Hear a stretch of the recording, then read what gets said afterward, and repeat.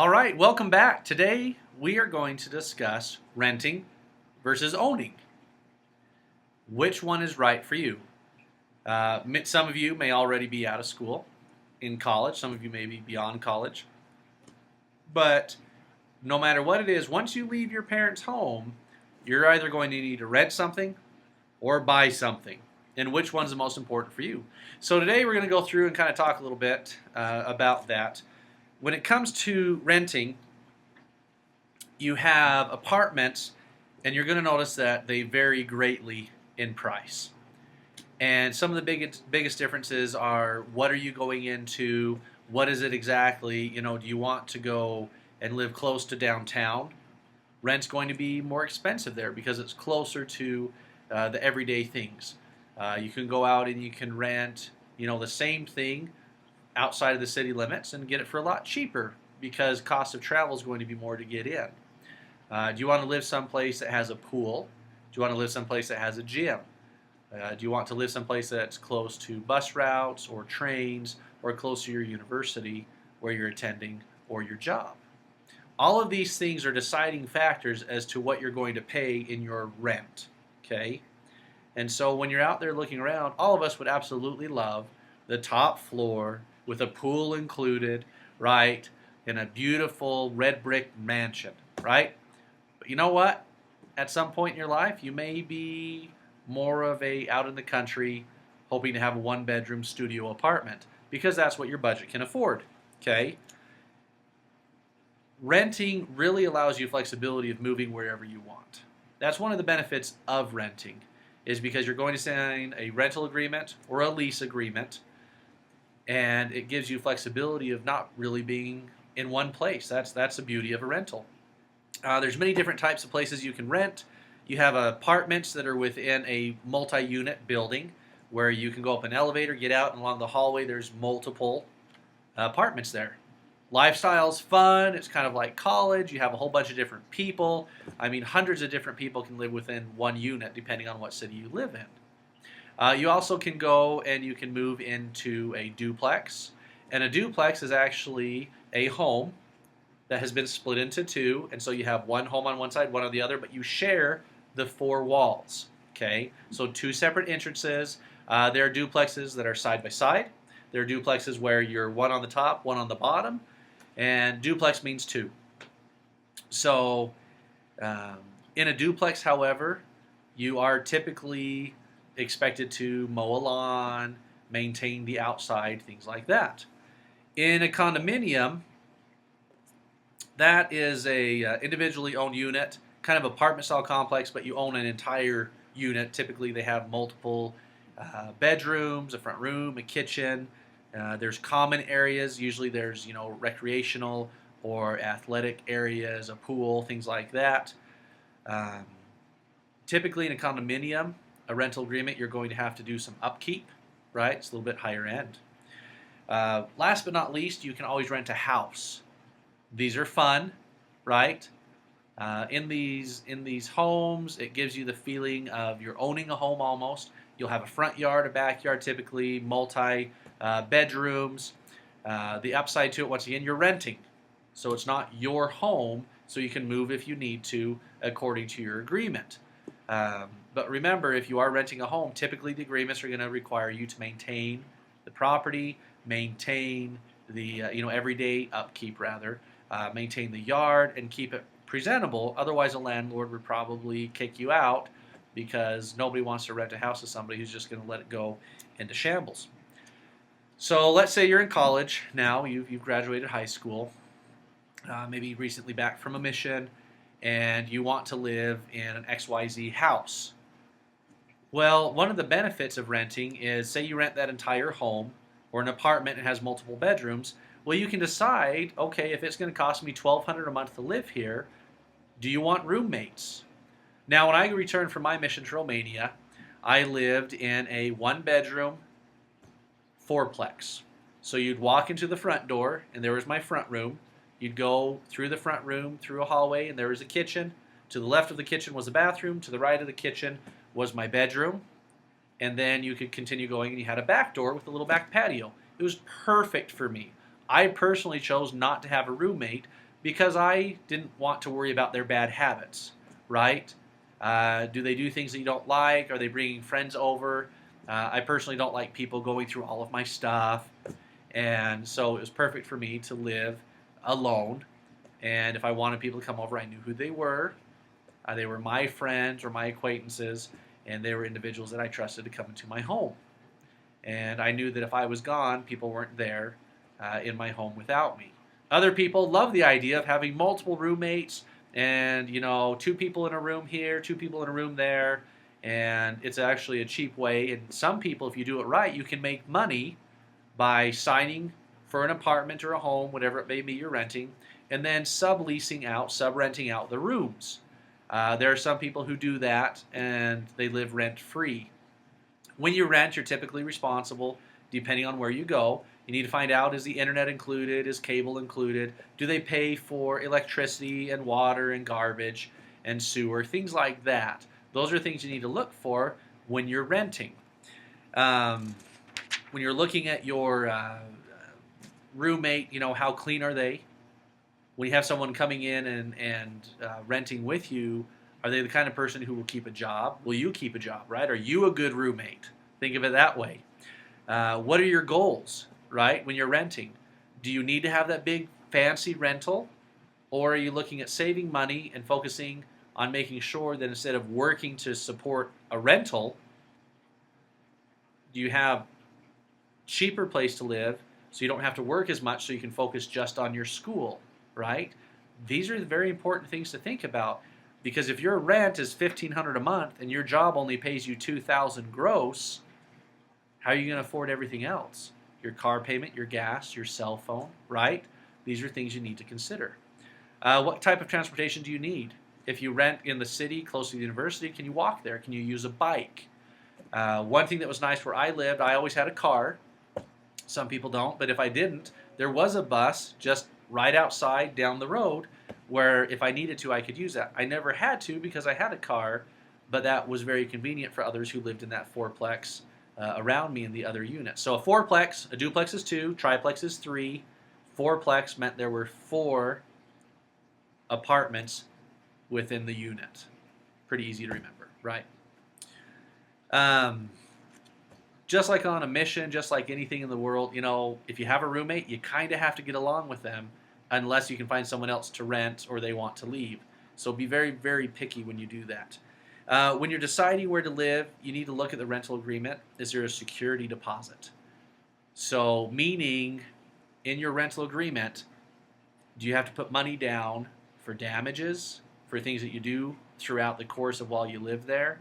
And if you are doing that, you need to make sure that if there are damages to it, then you need to make sure that you document those. I'm just taking some notes here real fast. You need to make sure, one thing I recommend, everybody has a cell phone now, right? As you're walking through your apartment, just take your cell phone out, okay? Turn on the video and record things.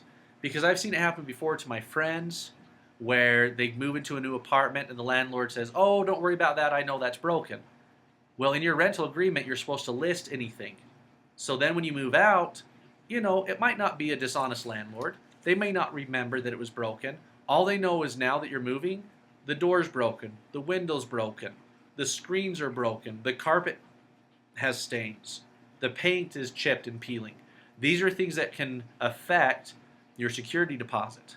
And you don't want that to happen, right? So make sure that you read through there and see exactly what is damaged when you're moving in.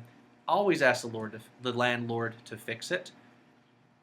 Make sure that he or she is not making you live in a dump, okay? You want to make sure that wherever you live is safe. There's no mold, right? You can't afford to not be healthy if you need to go to work, if you need to make sure that you're able to go to school. And if you have a family, that's the last thing you need is a dirty living environment. You want to make sure you keep it clean and sanitary. Typically, a landlord is responsible for the exterior, okay? So that's your roof, your walls. Oftentimes, they're responsible for doors and windows, making sure that it doesn't leak, that the if it snows or rains that it can't get in. They're usually responsible for the floors, the ceilings, the stairs, and any railings are safe and in good repair, so you're not going to get hurt living. If you live in a big unit, landlords should be responsible for the elevators, the hallways, stairways, that they meet fire and safety regulations. They need to make sure that the smoke detectors work at all times, replacing batteries. Make sure you tell your landlord if something doesn't work. They need to make sure, typically the landlord has to make sure that you have your locks on your doors and that they work, and that all the windows and everything are fire safe. And the landlord is typically responsible for all plumbing, okay? And so a good tenant, I mean, if you're able to and you're able to fix things, go through, but a landlord should be making sure that everything in there works. So when you move into a rental, you need to see what's furnished. Okay, when someone says that the rental you're moving into is a fully furnished apartment, does that mean there's a bed and dressers? Does it mean there's tables and chairs? You have to actually go through and look at the apartment and see what they're furnishing it with. Some of the things that you are typically not provided in an apartment are towels, washcloths, sheets, cleaning cloths, any cleaning supplies in order to clean it. If you need lamps, clothes hangers, clocks, radios, stereos, TVs, clothing, obviously those are yours, shoes, dishware, pots, pans, and anything that you clean yourself with. These are all things that you need to make sure that you have when you're moving into a rental. So these are cost of living. So now that you moved out of mom and dad's house, you got to make sure you do that and make sure you have all of those things. So if it's furnished, it's typically furnished like we talked about with some furniture and things like that. You need to talk about what are your moving costs when you move into a rental. When you go through, will a friend of yours or multiple friends help you load everything up into a truck, right? Or do you have to hire a company to help you move? In my office, I have a big saltwater fish tank. So if I were to move my office, that's not something I could move myself very easily.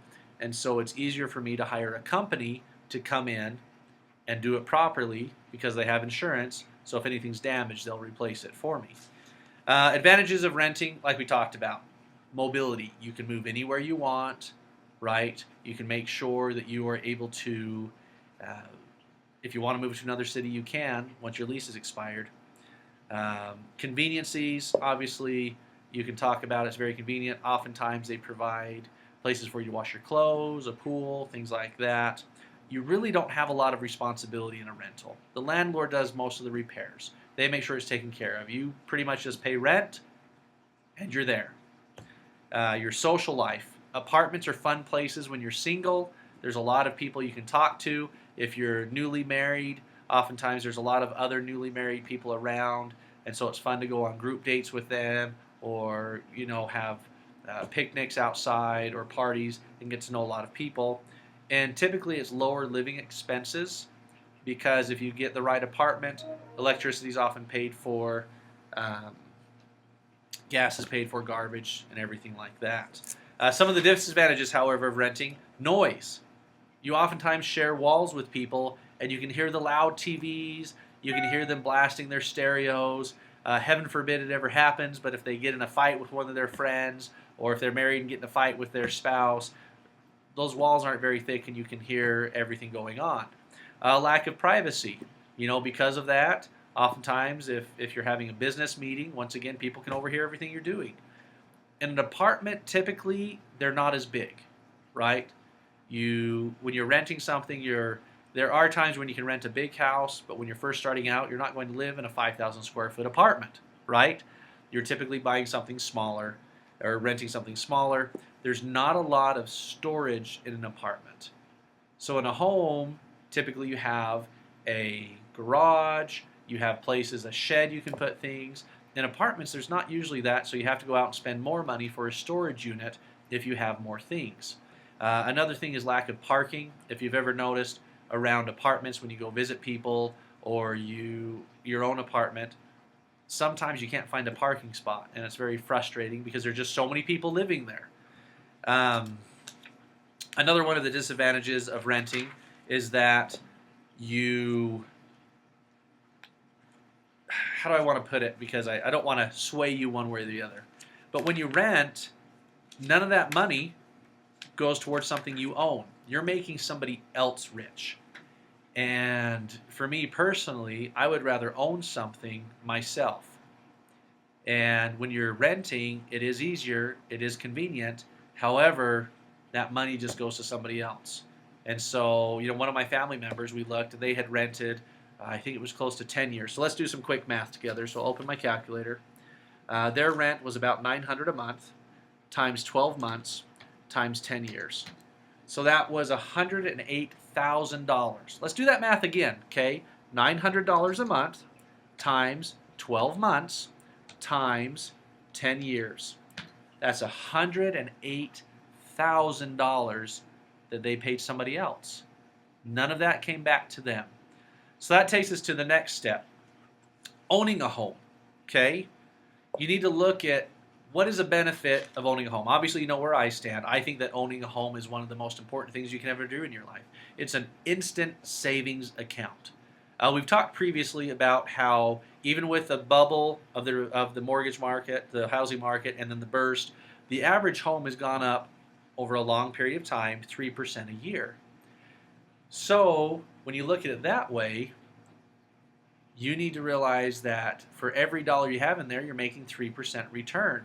Now, it's not just money that you have in. If your home's worth $100,000 and you owe $100,000 on it, you're making payments, right? But that home is going up on average $3,000. Okay? So once again, you look at the rental where you're just paying it out versus owning a home where you're building what's called equity. That's the amount of money above and beyond what you owe. Okay? And that increases every single month. There's tax savings that you can do with that. The interest you pay on your home loan when you do your taxes is tax deductible. And so talk with your accountant, talk with your financial advisor to make sure that you receive that benefit from owning a home. Quality of life, there's actually studies done about owning a home showing that people are happier. They take pride, right, in owning a home. Get out, you can do a garden, you can make sure there's something about roots where when you own a home, all of a sudden your roots go deep like a tree and you want to be part of the community. You want to make sure that you know the surrounding area. A lot of people talk about those who own a home care more about the crime, right? They're more interested in keeping their area safe. And that's not to say people who are renting don't do that, but the studies talk about how home ownership versus renting, that's one of the things that typically is the case. Now, when you're buying, though, there's a few things that you need to be aware of. One of those being a down payment. Okay, you have government loans versus conventional loans. A government loan means that it's backed by the federal government here in the United States. And so right now, on a government loan, you can put 3.5% down. Okay, so you do have to have money there. There are first-time home buyer programs out there that give you 100% financing. Those are first-time home buyer options, and what that makes it is where you can come in.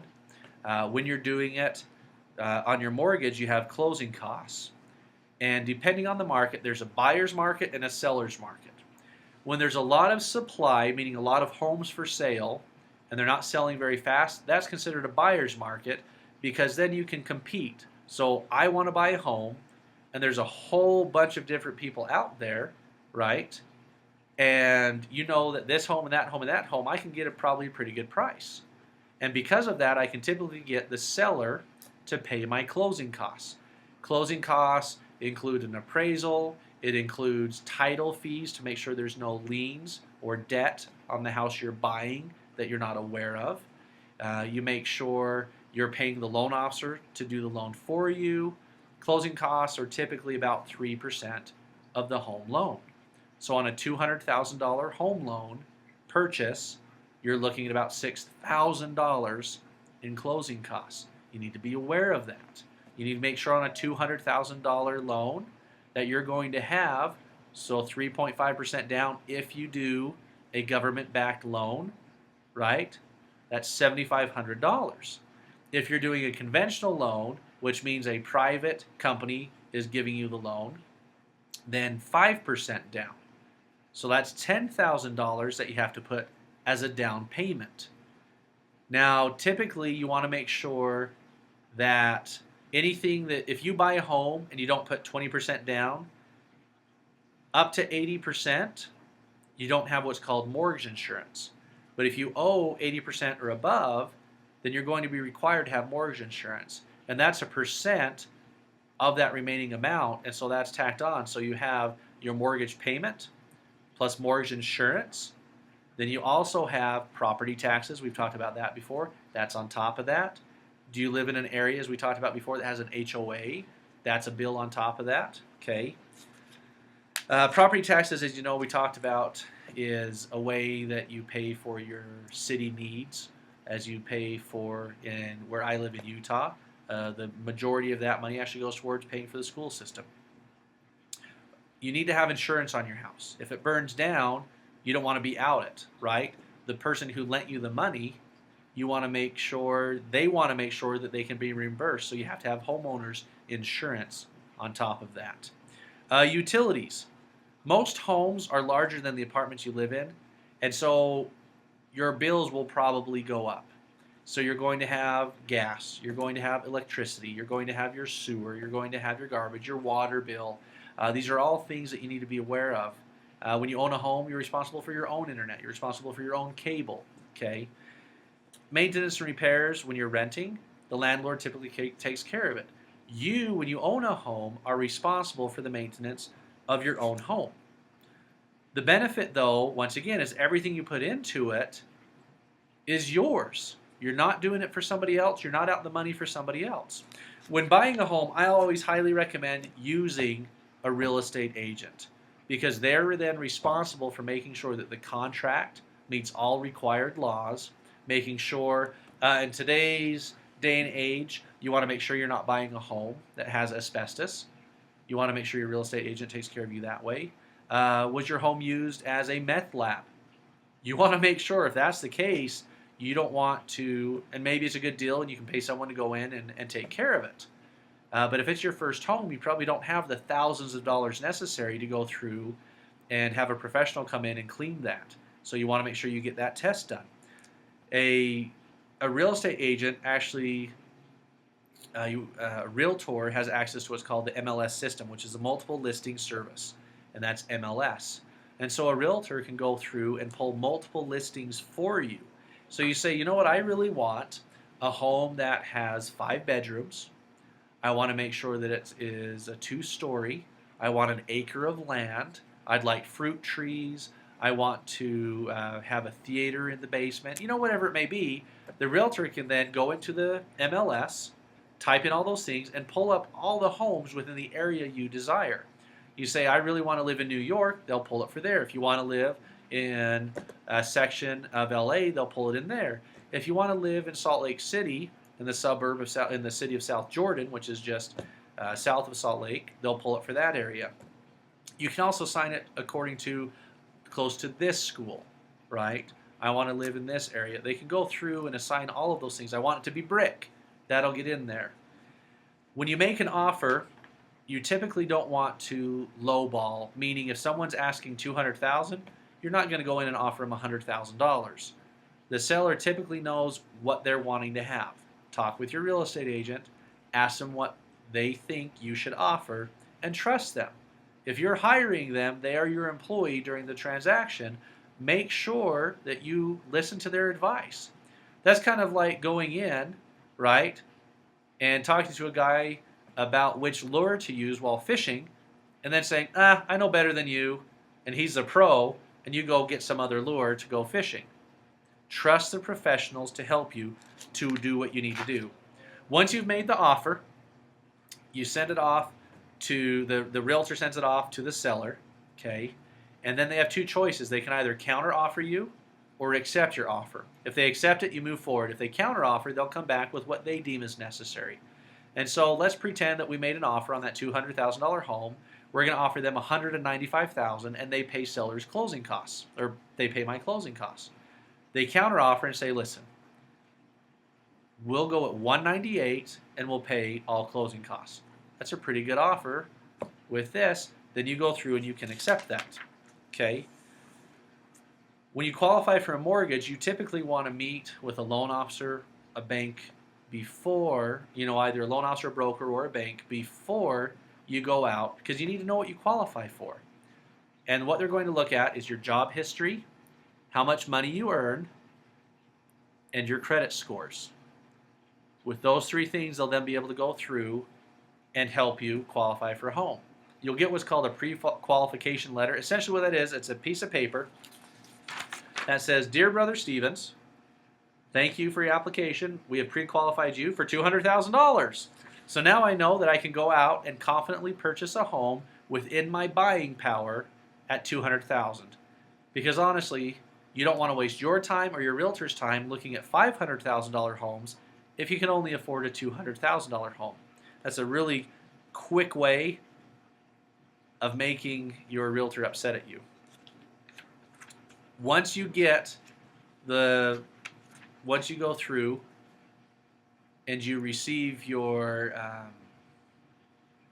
the counter offer is accepted, or your offer is accepted, then you need to decide what kind of a loan do you want to get if you own a home, right? And you can do a 15-year, you can do a 30-year loan, and these are called mortgages. A 15-year loan typically has a lower interest rate, but your payment's higher because you're paying it off faster, right? Whereas on a 30-year loan, you have a longer time to pay it off. Your interest rate's typically higher, but your payment is lower because you're taking twice as long to pay it off. And so you really need to decide, what is the best for you? Is renting the best for you, or is buying the best for you? Do you want the ease and access and kind of the carefree living where you can go where you want and do what you want as soon as that lease is over? Or do you want to build the equity and start? We talk a lot about investing. This is a way for you to invest in a home and start building a return. When you think about it, after 30 years, if you stay in that home, you now own the home. It's not only worth $200,000 now, right? The home could be worth $350,000, $400,000. My wife's parents, when they purchased their home in just south of Salt Lake, north end of Utah County, they bought an acre of land, and it was 2 stories, 1,200-ish square feet per floor, fruit trees, beautiful area, and they bought it for $87,000. A couple years ago, we looked at the property, and it was worth about $500,000, $600,000. Now, bubbles burst, bubbles go up and down, right? And it's all on paper. But if they were to sell, they'd get that much equity out of their home. The problem is, if they bought a new home, they'd be paying a lot more for that one as well. Thank you.